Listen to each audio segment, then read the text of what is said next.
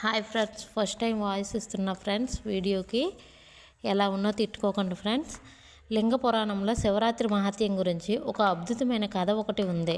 సాక్షాత్తు పరమేశ్వరుడు శివరాత్రి విశిష్టత గురించి పార్వతీదేవికి చెప్పాడు.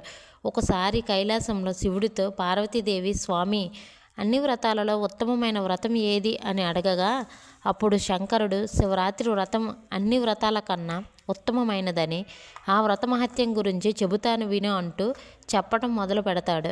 పూర్వం ఒక అరణ్యంలో వేటగాడు ఉండేవాడు.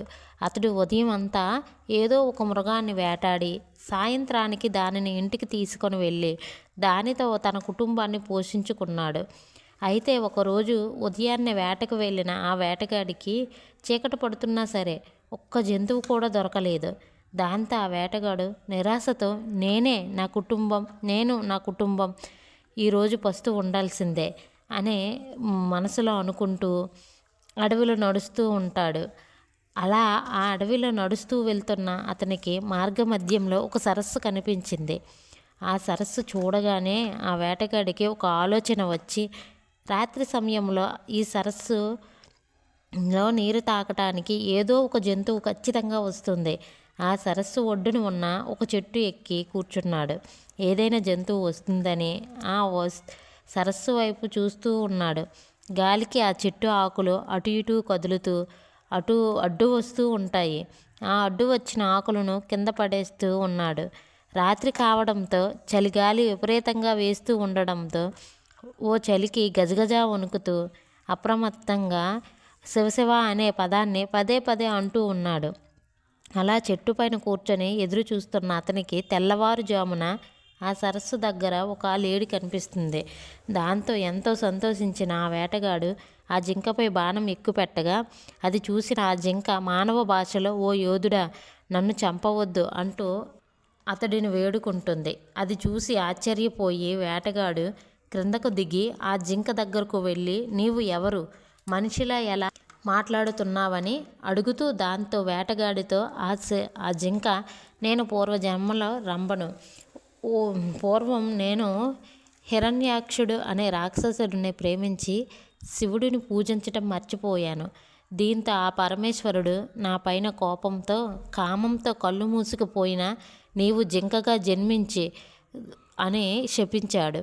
12 ఏళ్ళు అరణ్యంలో గడిచి ఒక వేటగాడు బాణంతో చంపగా శాప విమోచనం పొందుతావు అని చెబుతాడు. ఇప్పుడు నేను గర్భిణిని, నన్ను వదిలివేయి. కాసేపటిలో మరొక జింక ఇక్కడికి వస్తుంది. దానిని నువ్వు వేటాడు. నేను నా వసతికి వెళ్ళి అక్కడ ప్రసవించి నా బిడ్డకి బంధువులను అప్పగించి తిరిగి వస్తాను అని చెబుతోంది.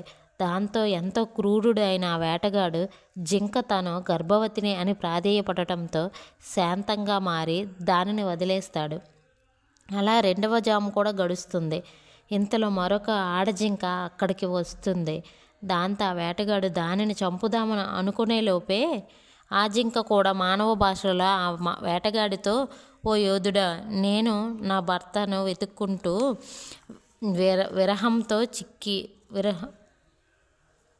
విరహంతో చిక్కి కృంగి కృషించి ఉన్నాను.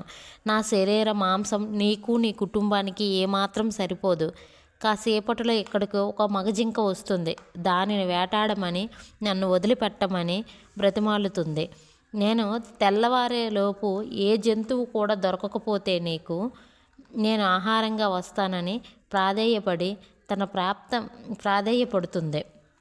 ఆ వేటగాడు తన ప్రాప్తం ఇంతే అనుకొని విడిచిపెట్టి ఇంకో జంతువు కోసం ఎదురు చూస్తూ ఉన్నాడు. ఇంతలో 3వ జాము కూడా గడిచిపోయింది. ఒక మగజింక అటువైపు వస్తూ ఉంటుంది. దాన్ని బాణంతో చంపుదామని అనుకునే లోపే ఆ మగజింక కూడా మానవ భాషలో మాట్లాడుతూ, ఓ వేటగాడ, 2 ఆడజింకలు ఇటువైపు వచ్చాయా అని అతడిని అడుగుతుంది. దాంతో ఆ వేటగాడు, కొద్ది సమయం కిందటే 2 ఆడజింకలు ఇక్కడికి వచ్చాయి. ఏ జంతువు దొరకకపోతే తామే వస్తానని చెప్పి వెళ్ళాయి. అప్పుడు ఆ మగజింక ఆ 2 జింకలను ఓసారి చూపిస్తామని అప్పుడు తనని చంపమని పలికి వెళ్తుంది. ఇంతలో 4వ జాము కూడా గడిచి సూర్యోదయం అయింది.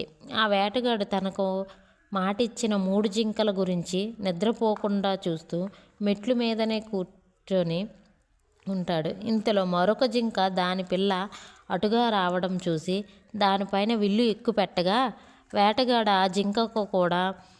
ఆ జింక కూడా తన పిల్లలు ఇంటి వద్ద ఉన్నాయని చెప్పి ప్రాధేయపడుతుంది. మరి కొద్దిసేపటికి 4 జింకలు వేటగాడికి ఇచ్చిన మాట ప్రకారం వచ్చి సత్యనిష్టతో తనను చంపమని ప్రాధేయపడతాయి. దాంతో ఆ జింకల ప్రవర్తనగా వేటగాడిలో మార్పు వస్తుంది. ఆ రోజు శివరాత్రి పర్వదినం కావడంతో ఆ రాత్రంతా ఆ వేటగాడు కూర్చున్నది మారేడు వృక్షం కావడం, అతనికి తెలియకుండానే శివనామస్మరణ చేయటం, తన చూపులకు అడ్డుగా వచ్చిన మారేడు ఆకులు కోసి ఒక్కొక్కటిగా ఆ చెట్టు క్రిందనే ఉన్న పురాతన శివలింగం పైన వేయటం, ఇది అంతా శివరాత్రి రోజున అప్రమత్తంగా చేసిన ఆ పని మారేడుదల పూజ ఫలితాన్ని ఇచ్చింది. ఆ రాత్రి అంతా ఏమీ తినకుండా ఉండి 4 జాము వరకు మెలకువతో ఉన్నాడు కాబట్టి అతనికి జాగరణ ఫలితం లభించింది. ఆ వేటగాడు క్రూరాత్ముడు అయినప్పటికీ శివరాత్రి రోజున ఈ పుణ్యకార్యము చేయడం వల్ల అతని మనస్సు నిర్మలమైంది. అంతేకాక జింకల సత్యనిష్ట అంతటిని పూర్తిగా మార్చేసింది. జింకలు తన సత్యనిష్టతో పరమేశ్వర అనుగ్రహం పొంది మృగశిర నక్షత్రంగా మారాయి. ఆ వేటగాడు ఆ నక్షత్రం వెనక ఉజ్వలంగా ప్రకాశిస్తూ లుప్తక నక్షత్రం అనే పేరుతో నిలిచిపోయాడు. హింస చేయవలసి భావన కలగగానే క్షణకాలం ఆగి ఆలోచిస్తే మనస్సులో దాని నుంచి మారుతుంది. జింకలను చంపడంపై కాలక్షేపం చేసిన వేటగాడు చివరకు అహింసావాదిగా మారుతాడని శివుడు పార్వతీదేవితో శివపురాణం గురించి చెబుతాడు. ఓం నమః శివాయ. ఏవైనా తప్పులుంటే క్షమించండి ఫ్రెండ్స్.